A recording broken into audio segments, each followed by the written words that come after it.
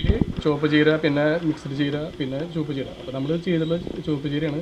അപ്പോൾ ഇതിൽ മെയിനായിട്ടുള്ള ഇത് വെച്ചിട്ടുണ്ടെങ്കിൽ നമ്മൾ ഇതിൻ്റെ നടിയിൽ ഒരു സ്റ്റെപ്പ് ഉണ്ട്, പിന്നെ അതിൻ്റെ വളപ്രയോഗം, പിന്നെ ഒരു 28 ദിവസം നോർമലി പറയാം. ചില സമയത്ത് നമ്മുടെ ഈ വെളിച്ചത്തിൻ്റെ അല്ലെങ്കിൽ കാലാവസ്ഥയുടെ ഇതനുസരിച്ചിട്ട് ചിലപ്പോൾ ഏറ്റക്കുറച്ചിലും ഉണ്ടാവാം. പക്ഷേ നോർമലി പറയാം 28 ഡേയ്സിൽ അതിൻ്റെ ചില സ്ഥലങ്ങളിൽ ഇത് വേരോട് കൂടി പറിച്ചെടുത്തിട്ടുള്ള ഇതുണ്ട്, ചില സ്ഥലങ്ങളിൽ കട്ട് ചെയ്തെടുക്കണം. കട്ട് ചെയ്തിട്ടുണ്ടെങ്കിൽ ഇപ്പോൾ നിങ്ങൾ കാണുന്ന ചീര എന്ന് വെച്ചിട്ടുണ്ടെങ്കിൽ ഇത് ബ്രാഞ്ച് വരുന്നതാണ്. ഇഷ്ടംമാതിരി ബ്രാഞ്ച് വന്നിട്ടുണ്ട് കാണാൻ പറ്റും. അപ്പോൾ ഈ ബ്രാഞ്ചുള്ള ടൈപ്പാണെങ്കിൽ നമുക്ക് കട്ട് ചെയ്തിട്ട് നിർത്താം. അല്ലെങ്കിൽ മറ്റേ ചില ടൈപ്പ് പ്രത്യേകിച്ച് അരിയുണ്ടെങ്കിൽ പോലുള്ള ചീരകൾ വെച്ചിട്ടുണ്ടെങ്കിൽ അത് പറിച്ചെടുക്കാൻ വേണ്ടിയിട്ട് ചെയ്യാം. അപ്പോൾ എന്നിട്ട് വേറെ വീണ്ടും തൈ നട്ടു. അങ്ങനെയാണ് അതിൻ്റെ ഒരു പ്രോസസ്സ്. ഇത് പക്ഷേ നമുക്ക് 3-4 ടൈംസ് കട്ട് ചെയ്യാന്നുള്ള രീതിയിൽ ആണ് ഇത്. പിന്നെ ഇത് നമ്മൾ ചില സ്ഥലങ്ങളിലല്ല ചിലർ ചെയ്യാന്ന് വെച്ചിട്ടുണ്ടെങ്കിൽ ഇത് ഡയറക്റ്റ് പാവിയിട്ട് അവിടെ തന്നെ ആക്കും. പക്ഷേ അതിനെ കൂടുതൽ നല്ലത് നമ്മൾ പറിച്ചതാണ്. കാരണം അവർക്ക് ഡിസ്റ്റൻസ് കീപ്പ് ചെയ്യാൻ പറ്റും, അപ്പോൾ വളർച്ച കൂടും. അപ്പോൾ അങ്ങനെ നമ്മളിവിടെ ഫോളോ ചെയ്തിട്ടുള്ള മെത്തേഡ് വെച്ചിട്ടുണ്ടെങ്കിൽ വേറെ സ്ഥലത്ത് പാവിയിട്ട് അവിടെ നിന്ന് പറിച്ച് നടുകയാണ് ചെയ്യുക. പിന്നെ നമ്മളിവിടെ ഉപയോഗിച്ചിട്ടുള്ളത് ജൈവവളമാണ്. പക്ഷേ ഇത് ശരിക്കും ഗ്രോത്ത് റേറ്റ് ഉള്ള ചില ചിലർ അത് യൂറിയ ഉപയോഗിക്കുന്നുണ്ട്. പിന്നെ പൊട്ടാഷ്യം ഇതിന് അധികം ഉപയോഗിക്കാൻ പാടില്ല, കാരണം പെട്ടെന്ന് കൂടുന്നുള്ളതുകൊണ്ട്.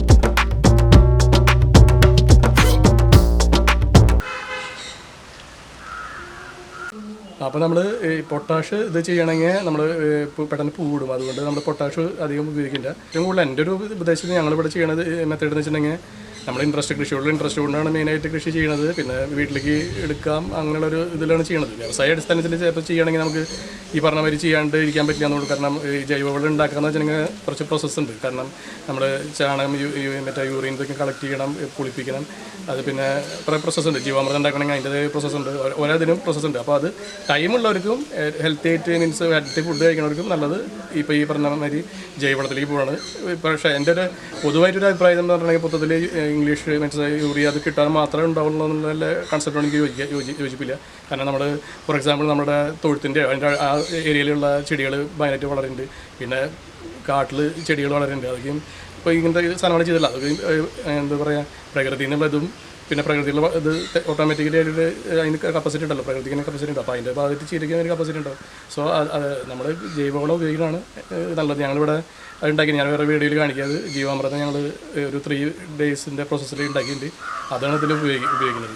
അത് ആഴ്ചയിൽ ഒരു 1 ടൈം ഇതിന് സ്ലറി രൂപത്തിൽ ഒഴിച്ചു കൊടുക്കും. അത് പക്ഷേ 1 ലിറ്റർ നമ്മൾ ഇതെടുത്ത് കഴിഞ്ഞാൽ 10 ലിറ്റർ അല്ലെ 15 ലിറ്റർ 10-15 ലിറ്റർ ആക്കണം. അപ്പോൾ ചെടി കുറച്ച് വലുതായിട്ടുണ്ടെങ്കിൽ 10 ലിറ്റർ കുഴപ്പമില്ല, വെള്ളം മിക്സ് ചെയ്യണം. അല്ലെങ്കിൽ 15 ലിറ്റർ ചെറുപ്പത്തിലാണെങ്കിൽ. പിന്നെ ഇതിൽ എഗ് അമിനോ ഇത് പിന്നെ ഫിഷ് അമിനോ അതൊക്കെ ഉപയോഗിക്കുക. പക്ഷേ ഇലയിലാണ് ഫിഷ് അമിനോ സ്മെല്ലിൻ്റെ ഇതുള്ളതുകൊണ്ട് നമ്മൾ കൂടുതൽ ജീവാമൃതം ഇതിൽ ഉപയോഗിച്ചിട്ടുണ്ട്. പിന്നെ ചാണകപ്പൊടി ഇടുക. പിന്നെ മണ്ണിര കമ്പോസ്റ്റാണ് ഏറ്റവും നല്ല കൃഷിക്ക് ഇതിന് ചീരയ്ക്ക് ഏറ്റവും നല്ലത്. അപ്പോൾ ഇതെല്ലാവരും ചെറിയ രീതിയിൽ, ഞങ്ങളിപ്പോൾ ചെറിയ രീതിയിലാണ് ഇവിടെ തുടങ്ങിയിട്ടുള്ളത്. പക്ഷേ ഫ്യൂച്ചറിൽ കുറച്ച് ഡെവലപ്പ് ആക്കണമെന്നൊക്കെ ഉണ്ട്. അതിനുള്ള അപ്പോൾ എല്ലാവരും അറ്റ്ലീസ്റ്റ് ഒരു 5-6 കടയെങ്കിലും ഒരു വീട്ടിൽ വെക്കുക. ഫ്ലാറ്റായാലും ഈവൺ 5-6 കടയെങ്കിലും ഒരു ഗ്ലോബയിലൊക്കെ വെക്കുകയാണെങ്കിൽ എല്ലാവർക്കും ചെയ്യാൻ പറ്റുന്നതാണ്. പിന്നെ ഈ സാധനം നമ്മളിപ്പോൾ ഇത് കിട്ടണമെങ്കിൽ ഇപ്പോൾ എല്ലാ ഇഷ്ടംമാതിരി ജൈവ എന്താ പറയുക വളങ്ങൾ കിട്ടുന്ന കടകളുണ്ട്. അവിടെ പോയിട്ട് വാങ്ങിക്കുമ്പോൾ നമുക്ക് കുഴപ്പമില്ലാണ്ട് കിട്ടും. അപ്പോൾ നമ്മൾ 5-6 ഗ്ലോബയിൽ വാങ്ങിക്കുകയാണെങ്കിൽ നമുക്ക് വിഷമില്ലാത്ത ഒരു ചീര നമുക്ക് വീട്ടിൽ ഉപയോഗിക്കാം. അപ്പോൾ എല്ലാവരും ഇത് ചെയ്യും എന്ന് നമ്മളിന്ന് ഈ വീഡിയോ ചെയ്യേണ്ട കാരണം, ഇന്ന് നമ്മുടെ ഫസ്റ്റ് കൃഷി ചെയ്തതിൻ്റെ ചീര കൃഷിയുടെ വിളവെടുപ്പാണ്. അപ്പോൾ അത് കാരണം രണ്ടും കൂടി ചീര കട്ട് ചെയ്യണതും പിന്നെ നമുക്ക് എനിക്കറിയാവുന്ന കുറച്ച് കാര്യങ്ങൾ അത് ചിലപ്പോൾ പരമാവധി ശരിയാണെന്ന് തോന്നുന്നുണ്ട്, എന്നാലും പറയാൻ പറ്റില്ല. എൻ്റെ അറിവുകൾ ഞാൻ ഷെയർ ചെയ്താണ്. അപ്പോൾ എല്ലാവർക്കും ഒരിക്കൽ കൂടി ഒരു ജൈവ കൃഷിയിലൂടെ സ്വന്തം വീട്ടിലേക്കുള്ള അറ്റ്ലീസ്റ്റ് ഉണ്ടാക്കാനുള്ള ഒരു ചെറിയൊരു ഇൻസ്പിറേഷൻ ആവണമെങ്കിൽ വളരെ സന്തോഷം. അപ്പോൾ അടുത്ത വീഡിയോയിൽ കാണുന്നവരെ ബൈ ബൈ.